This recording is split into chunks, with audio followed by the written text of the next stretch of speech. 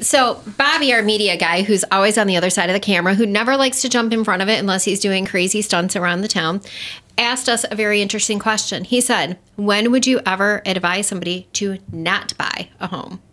Danny, take it. Yeah, not buy. Okay. I mean, number one, if you're not financially prepared for a home purchase, okay, I think you earn the right to purchase a house by being fiscally responsible over time.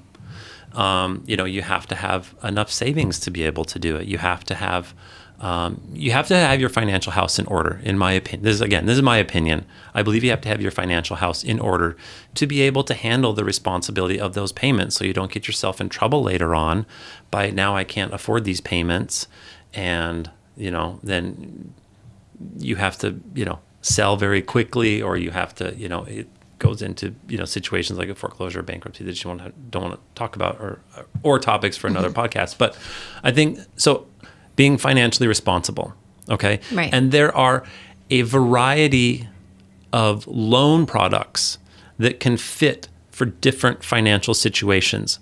So when I say fiscally responsible, have your financial house in order, that doesn't mean that you have to have the full 20% down and all that kind of stuff. Part of what I'm saying when I say financially responsible in a good financial position is, are you going to be able to make the payment every month, on time, nonstop, and sleep well at night? I want my clients sleeping well at night. Right. And not living for a mortgage. Yeah. And I've had that conversation multiple times where I say, guys, I mean, I know that you really love this house, but can you sleep at night? Or are you going to stress about these payments? Like, it's not worth it to me for them. I don't want anyone living like that where they're totally stressed about it. Or what about, do you have an emergency fund? If you're purchasing a home, and you might be purchasing it at your ultimate price point. Mm-hmm.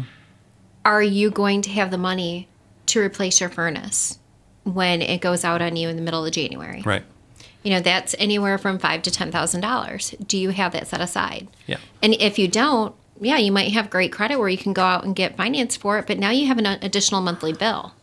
Mm-hmm. So if you don't have that emergency fund, or at least that cushion in your monthly debt to income, you should probably wait a little bit longer too. Yeah, and obviously we're not financial advisors. Thank you. Hashtag don't get me sued. Yeah, well, I mean, we're not, but I know from my personal experience purchasing my own homes and rental properties that you can get in trouble if the money's not there. Right. And my first house I bought, I had absolutely no business buying that home when we bought it for the price that we paid for it. Yeah. Luckily, I was able to get out of it and sell it, but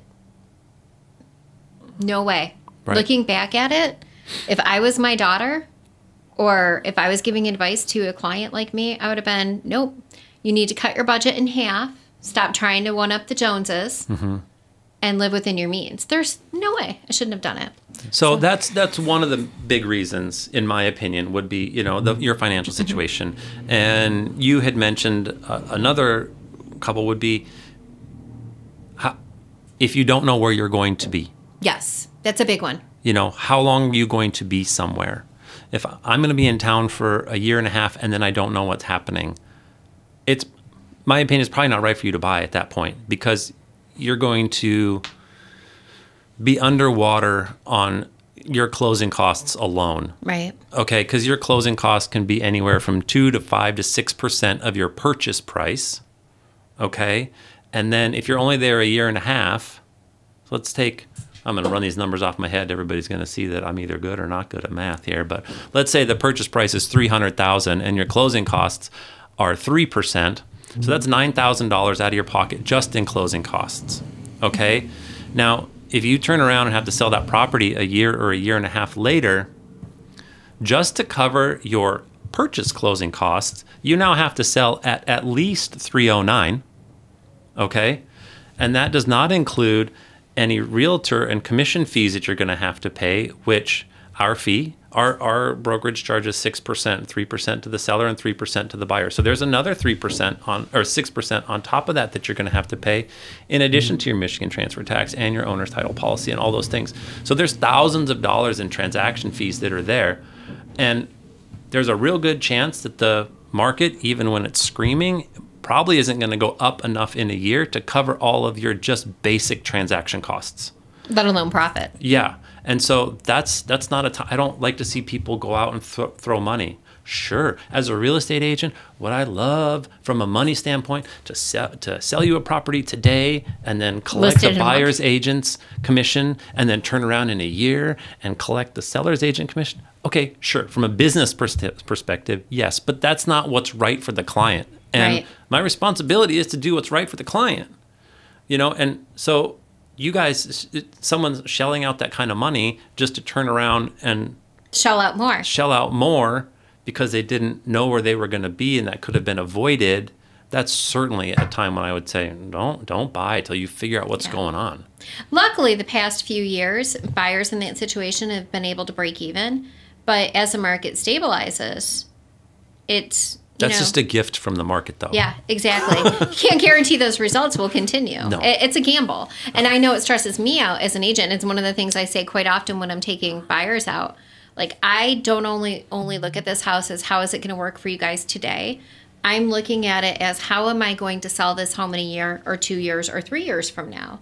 Especially a lot of my clients. I get a lot of military clients. Mm-hmm. And, if they're still active, they're usually here for about 2 to 3 years before they have a change of duty.